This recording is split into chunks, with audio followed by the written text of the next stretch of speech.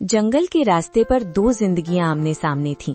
एक तरफ रमेश था, जिसकी सफलता की चमक चोरी और लालच से बनी थी, और दूसरी तरफ मोहन, जिसकी ईमानदारी ने उसे थका तो दिया था पर झुकाया नहीं था। रमेश को देखते ही मोहन ने अपनी फटी चादर सही की, पर रमेश की नजरों में छिपे तानों से वो खुद को नहीं बचा सका। अरे ओ मोहन भाई, कहाँ चले सुबह सुबह अपनी इस बूढ़ी कुल्हाड़ी को लेकर? फिर वही सूखी टहनियां ढूंढने? मरे हुए पेड़ तो अब शमशान में भी नहीं मिलते, तुम अब भी जंगल में उन्हें खोज रहे हो। राम राम रमेश भाई, बस कर्म कर रहा हूँ, नसीब में जो होगा मिल जाएगा। नसीब? अरे भाई, नसीब हाथों की लकीरों में नहीं, कुल्हाड़ी की धार में होता है। देखो मेरी गाड़ी ताजी लकड़ियों से लदी है, शहर पहुंचते ही गड्डियां हाथ में होंगी, और तुम्हारी हड्डियों की गिनती दूर से हो रही है। सुना है कल मंडी से खाली हाथ लौटे थे, बच्चों ने कल भी पानी पीकर रात काटी होगी। मोहन, आंखों में हल्की नमी पर आवाज में सख्ती। मेरे बच्चे क्या खाकर सोए, ये मेरी और मेरे रब की बात है रमेश, पर कम से कम उन्हें ये तो पता है कि उनका बाप किसी के हक की लकड़ी काटकर घर नहीं लाता। रात को जब मैं सोता हूँ तो मुझे परिंदों के उजड़े घोंसलों की चीखें सुनाई नहीं देती। रमेश ताने मारते हुए। आदर्शों से पेट नहीं भरता मोहन, ये जो तुम ईमान ईमान की माला जपते हो ना, इसी ने तुम्हें इस हाल में पहुंचाया है।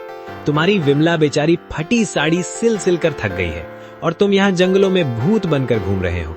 लोग तुम्हें ईमानदार नहीं, मूर्ख कहते हैं।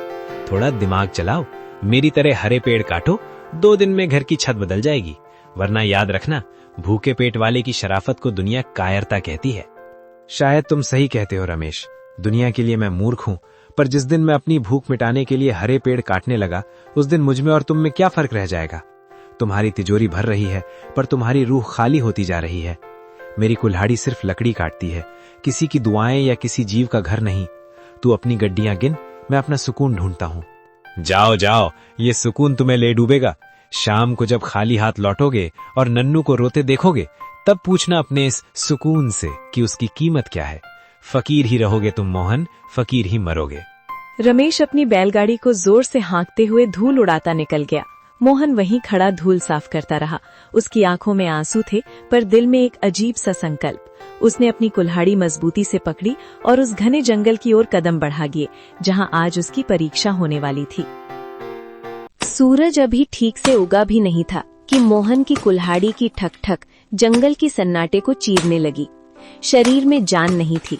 कल रात सिर्फ आधा गिलास पानी पीकर सोया था, पर हाथों में बच्चों के भूखे चेहरों की याद ने बिजली भर दी थी।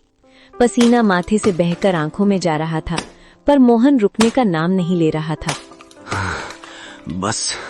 बस थोड़ा और। आज अगर ये गट्ठर बड़ा होगा तो शहर की मंडी में अच्छे दाम मिलेंगे। नन्नू के लिए आज सूजी ले जाऊंगा, बेचारा बच्चा कल रात रोते रोते सोया है। और दीपू की चप्पलें भी तो टूट गई हैं। हे भगवान, बस आज ही लकड़ियां बिक जाएं और कुछ नहीं चाहिए। मोहन बड़ी मशक्कत से लकड़ियों का एक भारी गट्ठर अपने सिर पर उठाता है। उसका शरीर कांप रहा है, पर उम्मीद उसे चला रही है।